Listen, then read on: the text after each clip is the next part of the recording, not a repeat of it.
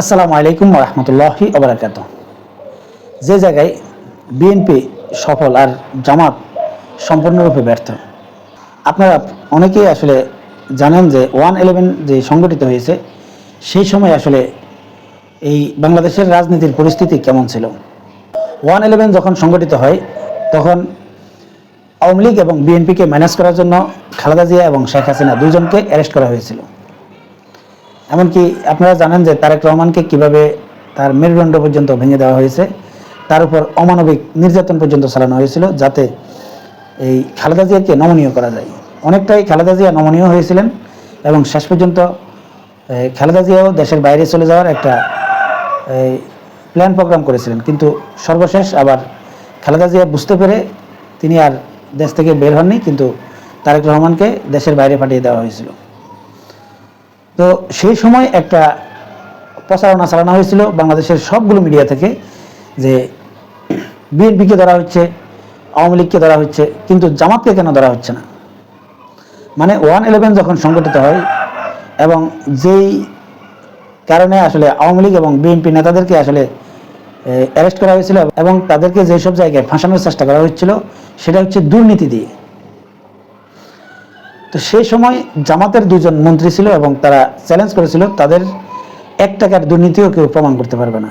তাই সেনাবাহিনী কিন্তু বা ওই 1/11 সরকার জামাতকে ধরার মতো কোনো স্কুপ পাচ্ছিল না, কিন্তু প্রচার চালানো হয়েছিল যে আওয়ামী লীগ বিএনপিকে ম্যানেজ করে আসলে জামাতকে ছাড় দেওয়া হচ্ছে। এরকম একটা বয়ান কিন্তু তখন মিডিয়াগুলোতে দেওয়া হয়েছিল, কিন্তু শেষ পর্যন্ত কি দেখা গেল? শেষ পর্যন্ত দেখা গিয়েছিল যে এই 1/11 সরকার আওয়ামী লীগের সাথে সুসম্পর্ক রেখে তাদের সাথে আসলে এই সম্পর্ক করে তাদের সেফ এক্সিট নিয়ে আওয়ামী লীগকে সুযোগ সুবিধা দিয়ে নির্বাচনে ক্ষমতায় আনায়। তাহলে এই যে সেই সময় যে বয়ানগুলো ছিল এই বয়ানগুলো আসলে তৎকালীন আমলে এই 1/11 সরকারকে চাপ প্রয়োগ করার জন্যই কিন্তু করা হয়েছিল। ঠিক 5 আগস্টের পর আপনারা লক্ষ্য করলে বুঝতে পারবেন যে এই বর্তমান ইউনূস সরকার যা কিছু করছে জামাত কিন্তু সব কিছুকে চোখ বন্ধ করে সমর্থন করে যাচ্ছে, আর বিএনপি এই বর্তমান সরকারকে কিন্তু সম্পূর্ণরূপে চাপে রাখছে বিভিন্ন সময় বিভিন্ন বক্তব্য বিবৃতি দিয়ে। এখন পর্যন্ত বিএনপির একটাই দাবি যে দ্রুত নির্বাচন দাও, কোনো কিছুর প্রয়োজন নাই, সংস্কারেরও প্রয়োজন নাই। এই সরকার এই সংস্কার করার সক্ষমতা রাখে না, এই সরকার জনগণের সরকার নয়, নানা রকম বক্তব্য বিবৃতি দিয়ে যাচ্ছে। হয়তো অনেকেই মনে করছেন যে বিএনপি আসলে ভুল রাজনীতি করছে, কিন্তু আমি ব্যক্তিগতভাবে মনে করি বিএনপি এখানে সঠিক রাজনীতিটাই করেছে এবং এখনও করে যাচ্ছে। যেমন বিএনপি যেসব কাজগুলোতে বাধা দিচ্ছে এই সরকার সেই সব কাজগুলো মোটেও করছে না। এমনকি এই যে ছাত্ররা যখন এই সুপ্পুকে অপসারণ করার দাবি উঠিয়েছিল এবং মনে হচ্ছিল যে সুপ্পু আসলে বিদায় নিতে যাচ্ছে, কিন্তু সেখানে বিএনপি বাধা দেওয়ার কারণে এখন পর্যন্ত সেটাও সম্ভব হয়নি। তার মানে কি? তার মানে হচ্ছে বিএনপি যেটা চায় সেটাই কিন্তু এই সরকার করছে, আর বিএনপি যেটা চায় না সেটা কিন্তু এই সরকার করছে না। কিন্তু এই সরকারকে বলা হচ্ছে যে এই সরকার আসলে জামাতের কথাই চলছে। এর কারণটা কি?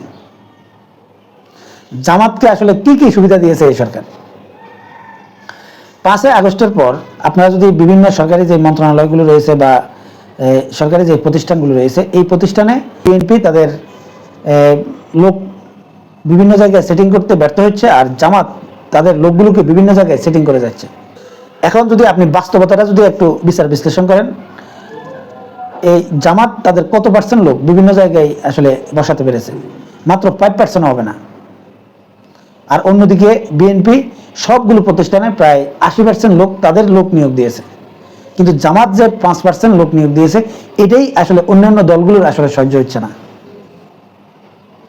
তারা এটাকে নিয়ে আসলে অনেক বেশিভাবে হাইলাইট করছে, আর বিএনপির গুলো আসলে কেউ এটা নিয়ে কথাও বলছে না। এটাই হচ্ছে বাস্তবতা। এছাড়াও আপনারা যদি একটু লক্ষ্য করেন যে এই যে বেগম খালেদা জিয়া বা তারেক রহমান বা বিএনপি নেতাদের বিরুদ্ধে যেসব মামলাগুলো ছিল এই মামলাগুলো নিয়ে যত দ্রুত কাজ করা হয়েছে,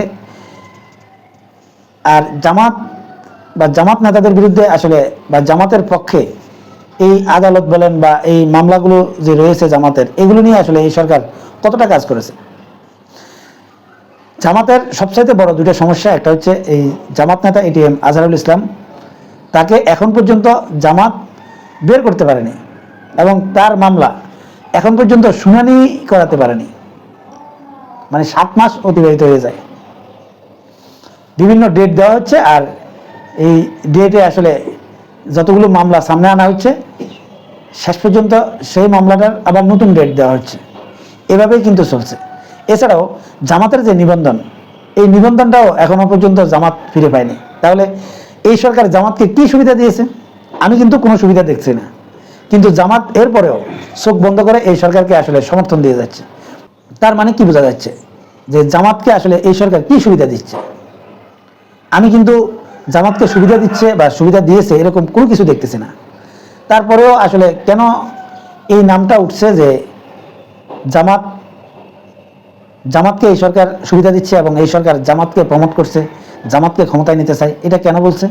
এবং বাংলাদেশের একটা বড় অংশের মানুষও বিশ্বাস করে এই সরকার জামাতের সরকার, জামাতকে প্রায়োরিটি দিচ্ছে।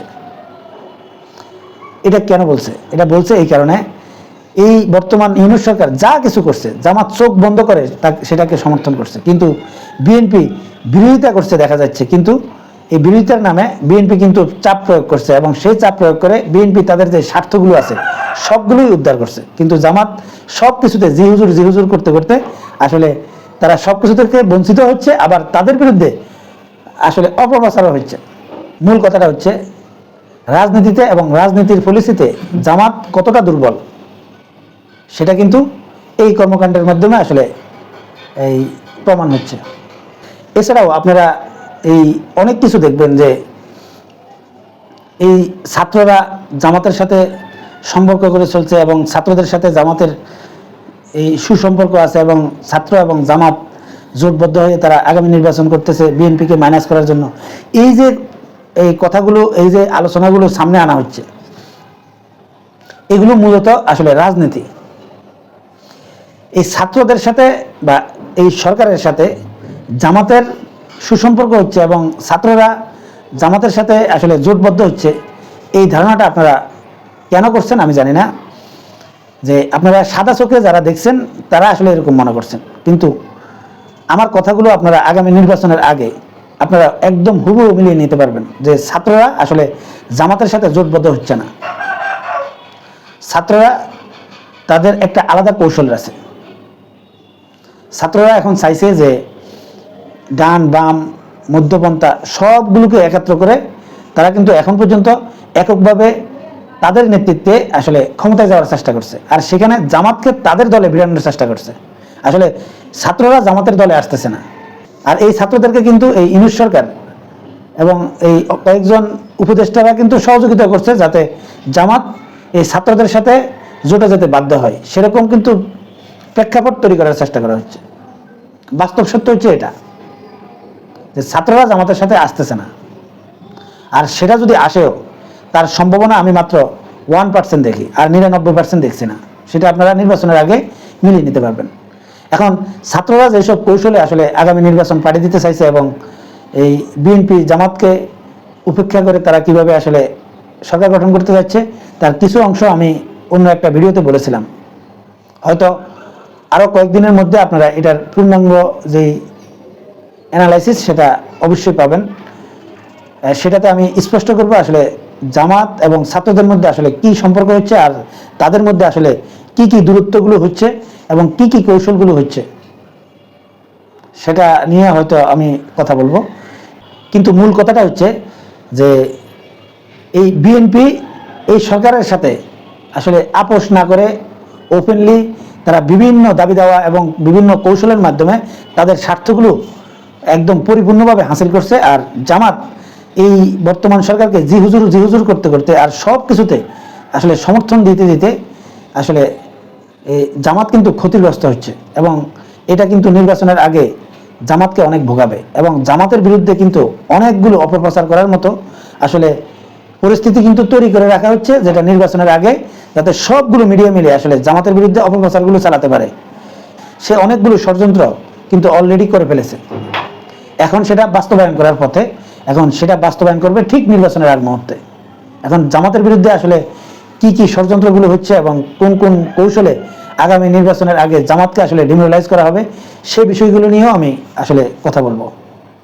তাই সেই ভিডিওগুলো দেখার আমন্ত্রণ জানিয়ে এখনকার মতো এখানেই বিদায় নিচ্ছি। আল্লাহ হাফেজ।